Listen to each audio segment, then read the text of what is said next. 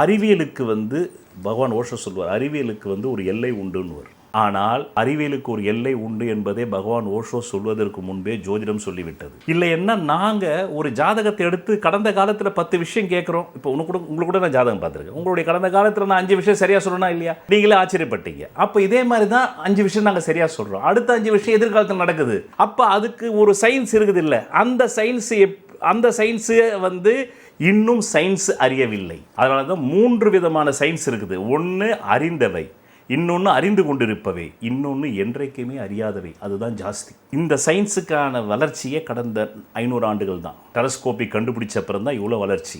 ஆனால் இந்த ஜோதிஷம் யுக யுகமாக இருந்திருக்கு. அதனால தான் ஓஷோ ஜோசியத்தை பற்றி ஒரு புக்கு பேசியிருக்கார். அந்த புத்தகத்தின் பெயர் ஹிடன் மிஸ்ட்ரிஸ், தமிழில் மறைந்திருக்கும் உண்மைகள். அவர் சொல்கிறார், நாம் நினைத்து கொண்டிருக்கிறோம் ஜோதிடம் என்பது இனிமேல் வளர்ச்சி பெற வேண்டிய ஒரு கலை என்று. கிடையாது. பல மாபெரும் சமூகங்களில், வளர்ச்சி பெற்ற சமூகங்களில் இந்த ஜோதிடம் உச்சத்தை தொட்டிருந்தது.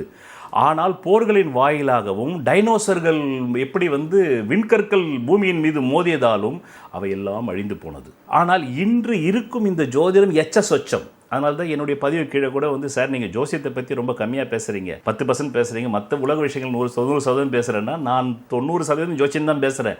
ஆனால் நீங்கள் நினைக்கிற ஜோசியம் நான் பேசல. அதுதான் ஓஷோ சொல்லுவார், கடைத்தெருவில் அமர்ந்து கொண்டு 1000 ரூபாய் வாங்கி கொண்டு உங்கள் எதிர்காலத்தை சொல்லும் ஜோதிடனுக்கு நான் ஆதரவாக பேசவில்லை. அதான் அவர் சொல்லுவார், 99% ஜோதிடர்களுக்கு ஜோதிடம் என்றால் என்னவென்றே தெரியாதுன்றார் அந்த புத்தகத்தில். அவர்கள் சரடு திரிக்கிறார்கள்.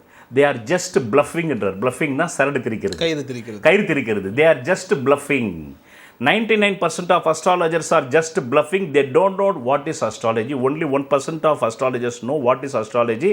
அவங்க ஜோதிடத்தின் அடிப்படையை கற்றுக்கொண்டதால் மட்டும் பேசவில்லை, அந்த ஜோதிடத்தையே கற்றுக்கொள்ளவில்லை என்றாலும் தங்களுடைய உள்ளுணர்வால் அவர்கள் எதிர்காலத்தை சொல்ல முடியும். அப்படித்தானே ரிஷிகள் சொன்னாங்க. இதை உருவாக்கினவங்களே உள்ளுணர்வில் தானே இதை உருவாக்கினாங்க. டெலஸ்கோப் இல்லாத போது, அதுக்கப்புறமா உங்களுக்கு சேட்டலைட் இல்லாத போது எப்படி கரெக்டாக சொன்னா